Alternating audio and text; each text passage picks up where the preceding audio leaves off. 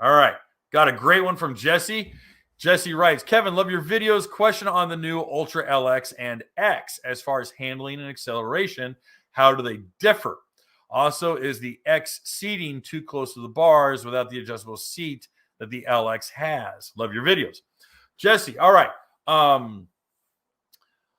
What I immediately felt, what I immediately caught on to was, if you guys watched the video with Craig Warner, Craig was a big advocate of neutral, if not one trim level up for offshore racing. Not all the way up. He didn't like it all the way up. But then again, he had a ride plate. He had some other adjustments.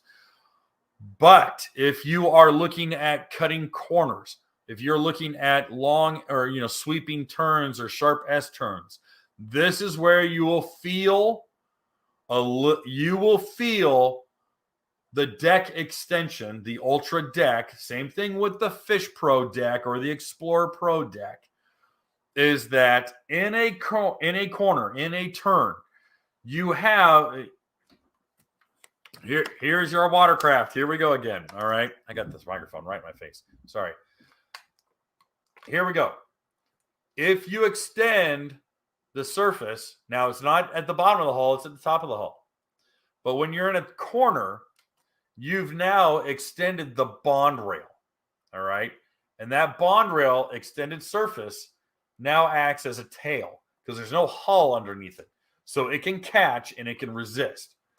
Most people that I've encountered never turn sharp in their lives. They don't know how to do it. They don't put the body English into it. And so they'll never feel it. They fart around. They go, whoa, look at this. It's so much fun. I'm glad I bought a GT or a GP 1800R SVHO so I can ride 40 miles an hour.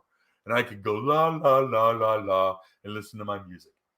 Most people do not ride as hard as these machines are designed to do. But on the LX, LXS, you get into a hard corner, you will feel that tail have extended drag. It will have an extension that will catch. All right? You will. That is why Yamaha put the rec deck above the rear deck. It does not touch water under any circumstances.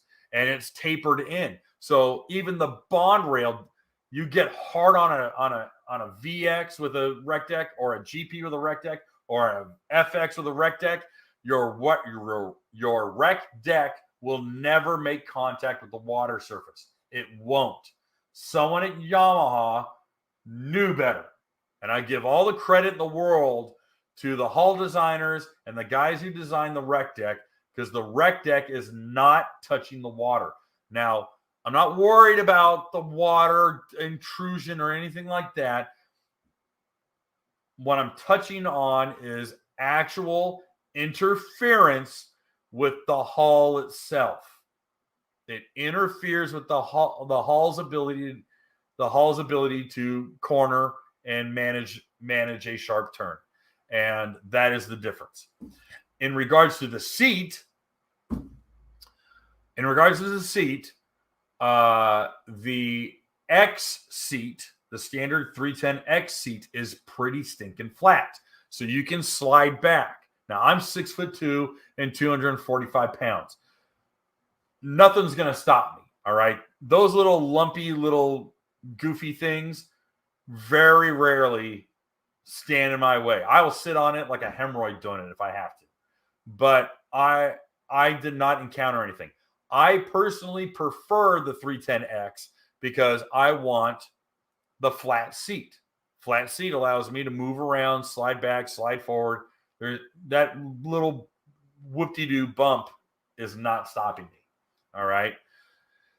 But if I find that the X seat is forcing my 6'2" frame too far forward, I'll drop the cash and get the adjustable seat mounts. You get 3 of them. You buy 2 for the back and 1 for the front, and now you can move your seat back. Now all it is a little square receiver with 3 holes in it. It's available Kawasaki, any parts supplier, Kawasaki.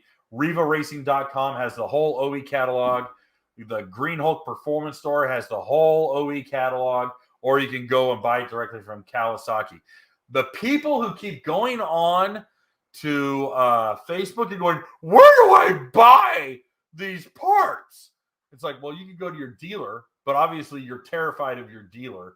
So you'd rather look like a horse's ass and get onto Facebook and have everyone yell at you for going, dude, look, do a modicum of research. But most people won't, so whatever. So Jesse, I hope that answers your question. Thank you for this. Hey guys, thanks for hanging out. This clip was taken from our weekly podcast that we record here every Sunday night at 8 p.m. Eastern Standard Time. If you want to watch the whole video, you can go to the Watercraft Journal's YouTube channel, go to playlists, and then click on live sessions. You're going to see it there. Otherwise, go ahead and leave a like, a comment, and definitely subscribe to the channel. It helps us grow. And again, thanks again for watching our videos, and we hope to see you soon.